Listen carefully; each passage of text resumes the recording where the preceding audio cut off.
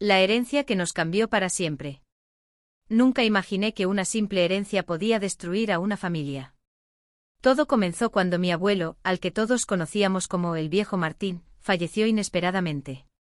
La noticia llegó por teléfono como cualquier otra, pero para mí fue un golpe duro.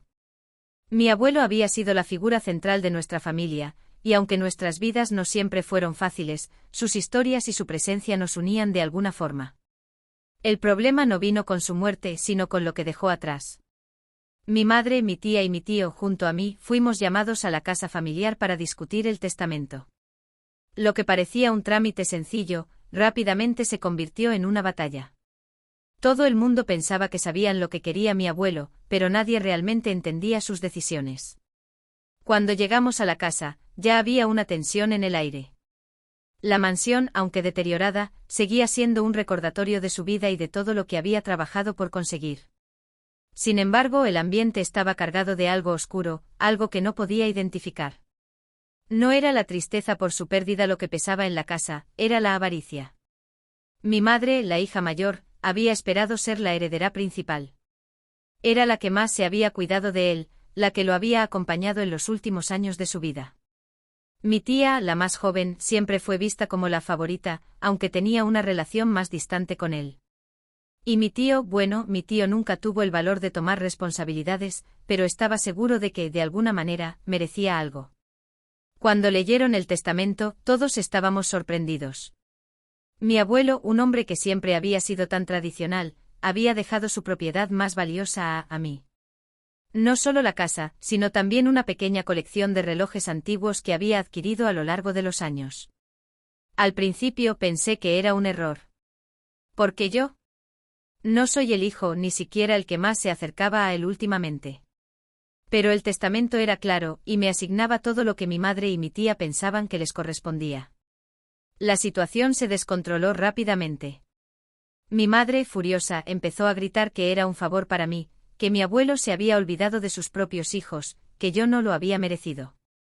Mi tía, que nunca estuvo muy unida a él, no podía creerlo, pero al final se quedó callada, solo observando, con los ojos llenos de rabia.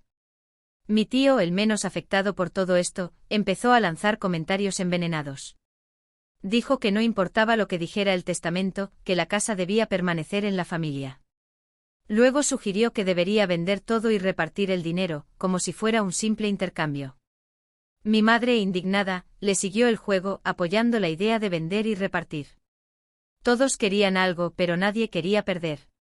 Yo, en silencio, trataba de asimilar lo que había sucedido, pero me sentía atrapado en medio de un torbellino de emociones.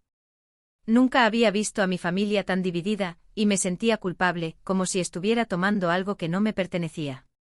Pero la parte más extraña de todo esto fue que, conforme pasaban las horas, algo más comenzó a suceder. A medida que la disputa subía de tono, comenzaron a ocurrir cosas extrañas en la casa. Puertas que se cerraban solas, ruidos extraños en el piso superior. Al principio lo ignoré pensando que todo era producto del estrés, pero mis familiares parecían haber notado lo mismo. Mi madre, que nunca había creído en supersticiones, comenzó a decir que la casa no quería que nos peleáramos, como si el lugar estuviera maldito. Esa noche, después de que todos se fueron, decidí quedarme en la casa para tratar de calmarme. Cuando me preparaba para dormir, escuché un ruido proveniente del vestíbulo. Al principio pensé que era un ratón, o quizás el viento, pero al asomarme por la puerta, vi una figura en la entrada, de pie, mirando hacia la ventana. No había nadie allí, y cuando encendí la luz, la figura desapareció. Esa fue la primera vez que sentí algo extraño en esa casa, algo que no podía explicar. Era como si la casa misma estuviera enojada con nosotros, o tal vez con la forma en que nos habíamos dividido por algo tan trivial como dinero. Decidí no decir nada de esto a mi familia, pero esa noche no pude dormir. La casa se sentía diferente. Como si los espíritus de mis antepasados estuvieran mirando desde las sombras, observando nuestra disputa, juzgándonos. El siguiente día, la tensión en la casa era insoportable. Nadie quería hablar. Mi madre no me dirigió la palabra, y mi tía solo se quedó en silencio, con la mirada fija en la colección de relojes que ahora era mía. Mi tío, por su parte, ya estaba planeando cómo vender la casa y repartir el dinero, sin importar lo que decían los demás.